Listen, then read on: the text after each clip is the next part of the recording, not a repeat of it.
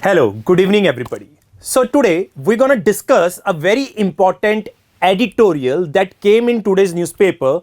It was related to Project Tiger and the completion of 50 years of Project Tiger. Now Project Tiger success story is quite visible to everybody considering the amount of population of tigers that we have right now around the country. And that can be also observed with the number of tiger reserves that have been created lately. Now, when this Project Tiger was launched in the year 1973, it was a centrally sponsored scheme. And originally, we had 9 tiger reserves. And the success story can be traced back to the number of tiger reserves that we have right now inside the country. There are around 54 tiger reserves that are around the country with an estimated population that had been recorded through camera trapping records is around 3900. Now this is a very significant figure and somehow it brings us to the success story of the Project Tiger. Now when I talk about Project Tiger, before that there was in 1972 a very important landmark legislation had occurred by the name of Wildlife Protection Act 1972. Now all these act like Wildlife Protection Act plus Project Tiger along with Forest Rights of 2006 has our major source of discussion that we're going to discuss in today's video. So let's embrace ourselves and let us read more about Project Tiger. What are the various, let's say, tiger reserves that have been created throughout the country, the origin of tiger reserves, the certain change of operations and the resultant issues that are right now at the core of the Project Tiger. Now, when I talk about Project Tiger, as you can see, it is a centrally sponsored scheme of the Ministry of Environment, Forest and Climate Change.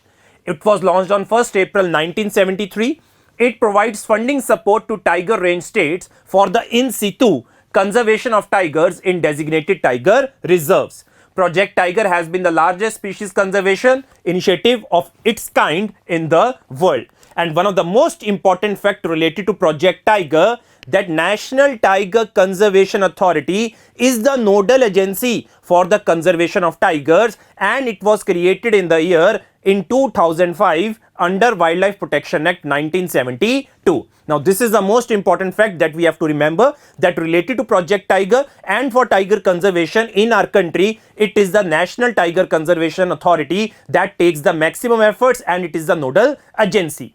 Now, next important thing that comes to the Project Tiger is related to the location of Project or Tiger and the tiger reserves. As you can see over here, we have throughout the country various tiger reserves that have been designated. As you can see from Rajaji, Corbett, Pilibhat, Dudhwa, Sariska, Ranthambore, Ramgarh, Mukandra, Kaval, Indravati, Amrabad, Nagarjuna Sagar, Bilgiri, right? All these are the locations of what we have of tiger reserves.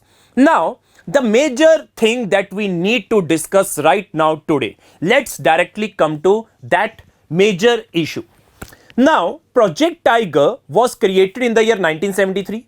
I told you in 1972 we had Wildlife Protection Act 1972.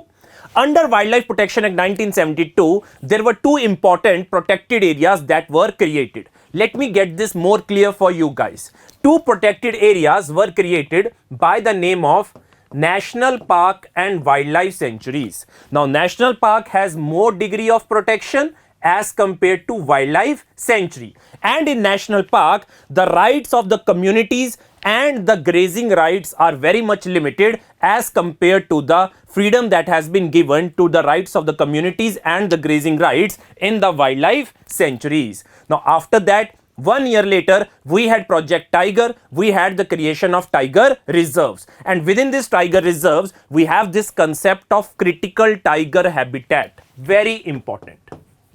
Now, critical tiger habitat have been notified inside the National Park and Wildlife Sanctuaries as well. This is the most important part that we have to understand. Now, see the approach of the government that was in the beginning of when they were designating critical tiger habitats. When they were designating critical tiger habitats, they were just focusing on protecting the tiger. There wasn't much focus given on the rights of the tribals. If we have to protect the tiger under the Project Tiger, they have to maintain critical tiger habitats. Then the most important thing, rights of the tribal were not settled, they were not identified. But yes, beyond the critical tiger habitat, that is in the buffer areas, there it was a more people inclusive oriented agenda. It was a more of people inclusive oriented agenda, but it was beyond the critical tiger habitat. So let us get directly to the point. 1973, we have creation of tiger reserves and Project Tiger. We have national parks and wildlife sanctuary, and we have critical tiger habitats where rights of the tribals can be, let's say, suppressed, but not in the regions beyond critical tiger habitat where rights of tribals are very much important. So what we thought was that by doing that, we would be able to increase the population of the tigers. But what happened, and suddenly we realized by 2005 that that was not the case. There was the population of tigers that was declining. Whatever force, guns, fencing methods that we used were not able to protect the population of the tigers. So there was a task force that was created, and one of the things that got directly straight to the government, that if we have to protect the tigers, we have to protect the forest. If we have to protect the forest, we have to protect the rights of the people who closely are related with the forest. That is the forest dwelling communities. And in over there came the important act of Forest Rights Act 2006. Now, Forest Rights Act 2006 says whether you are in critical tiger habitat or whether you are beyond the critical tiger habitat, the rights of the forest dwelling communities have to be maintained, and they needs to be settled first before you are diverting any area or converting any area for tiger reserve. So according to this notion, one of the things that we have to understand is that when we are creating tiger reserve, there would be a certain area we would be demarcating as a tiger reserve, and हो सकता है कि उसके लिए हमें tribals को relocate करना पड़े. But if you have to do that, it has to be done in a very democratic manner according to the manner that has been prescribed under Forest Rights Act, where you would have to maintain and take the consent of the Gram Sabha if anything has to be diverted for the creation of a project. But that is the issue that has been debated in this article, in this newspaper's editorial, that the process that needed to be followed, that was to be having a more people-oriented agenda, has not been followed. Rather, what we are witnessing, government has been giving the clearances and has been creating tiger reserves without implementing the Forest Rights Act in a fair, democratic and in an organic manner. So this is one of the issue that has come out at the forefront of the Project Tiger. It is the issue between tiger versus the people who are closely related with the forest. Even though rules are on the ground, they are not being implemented properly. This is one of the issues that I wanted to discuss with you. Second thing that has been now daunting the we can say colleges is Project Tiger is related to tiger reserve, right? Creation of tiger and protection of tiger. But there has been certain, we can say, let's say notions that are coming that might be in the future Project Tiger and Project Elephant would be merged. This is a thing that has been going on कि Project Tiger और Project Elephant को merge कर दिया जाएगा. That is not a good step if it will be taken in the future. Why?